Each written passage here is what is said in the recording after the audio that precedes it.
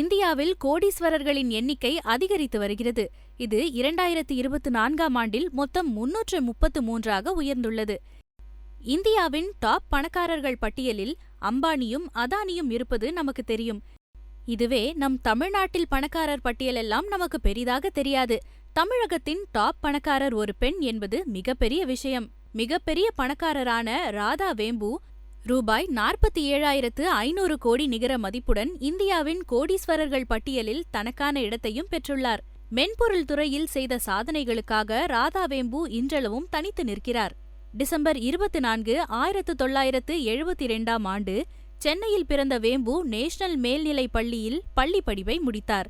பின்னர் 1997இல் IIT மெட்ராஸில் தொழில்துறை நிர்வாகத்தில் பட்டம் பெற்றார். இதைத் தொடர்ந்து 1996ஆம் ஆண்டில் அவர் தனது சகோதரர் ஸ்ரீதர் வேம்புவுடன் இணைந்து ஜோஹோ கார்ப்பரேஷனை நிறுவினார்.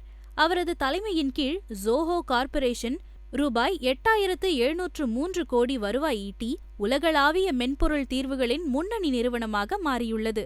2024 ஹூருன் இந்தியா பணக்காரர்கள் பட்டியலில் இடம்பெற்றுள்ள பெண் தொழில் முனைவோர்களான நைகாவை சேர்ந்த ஃபல்குனி நாயர் மற்றும் அரிஸ்டா நெட்வொர்க்கின் ஜெய்ஸ்ரீ உல்லால் போன்றவர்களுடன் ராதா வேம்புவும் இடம்பெற்றுள்ளார்.